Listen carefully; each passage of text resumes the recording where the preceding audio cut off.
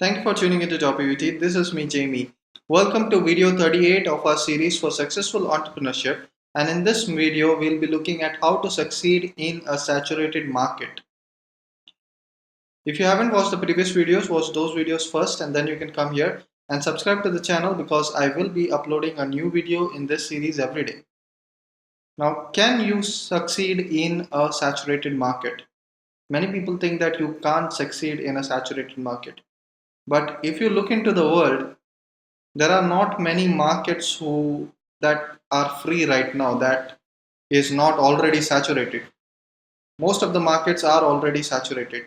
Most of the places that you might want to introduce your product into are already saturated, or it could even be oversaturated. That is, there are too much there is too much competition in that market. So that is the problem that you could face.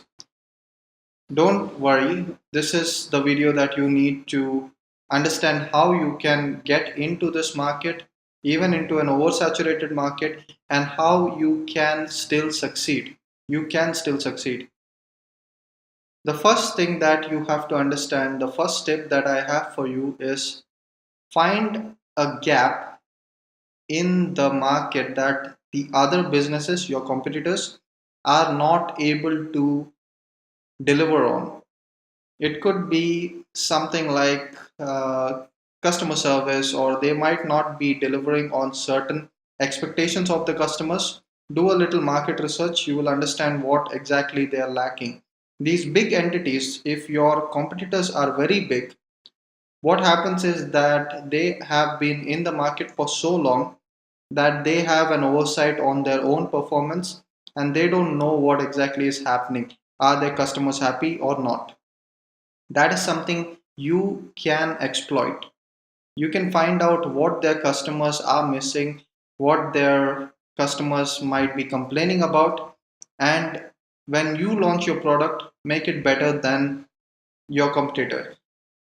In fact, if you find a weakness of your competitor, make sure you exploit that weakness. You have to make that your strong point. If your competitor is very weak on customer service, make that the strongest point of your product. That way, all the people who are disappointed by the other competitors will come to you. This is the gap you need to find. The next tip that I have for you is deliver added value that your competitor can't offer. If you have your product and you want to offer your product, what else can you add to your product? What is the special something, like your secret ingredient sauce? Add something that is of a tangible value to your customer and something that they can't ignore. So when they are out shopping in the shopping aisle, they have an option to select you or your competitor. They look at, okay, this is what I'm getting with this, and if I buy this, I'm also getting this. Automatically they get the other person's product, they will get your product. That is how this works. The next tip I have for you is use risk reversal. If you're buying a product, there is always a risk. There is a risk involved. Risk reversal is exactly what it says. You are taking all the risk from your customer. So if I'm buying a certain thing, I can give them a 30-day money back guarantee. I can give them something similar to that. If you don't like it, just return it, we'll take it back. These are things that actually reverses the risk that your customer has when they are buying your product. So you are taking the risk back, but that in turn will actually make more and more people buy your product. If your competitor is not doing this, then you have to introduce risk reversal. That way, you can just introduce risk reversal, and all the people who are in the market who want to get this product, they will say that, okay, there is no more risk, or this aspect of the risk has reduced, so I can get into this market, and they can start buying your product. The next thing you have to do is, the next tip that I have for you is focus on customer service. In most saturated markets, this is the place that all businesses lack. Especially in saturated markets, what happens is, since there is so much competition, they are focused more on marketing and all of these things than customer service. And automatically, customer service takes a hit. Once that happens, a customer might be available for the picking.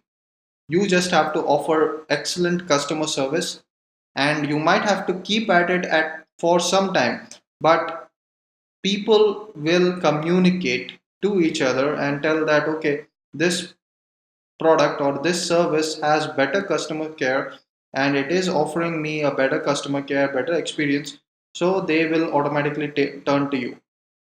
This is one thing you could do. The next and the last tip that I have for you, and this might be the most valuable also, give an ownership experience of your product better than any of your competitors.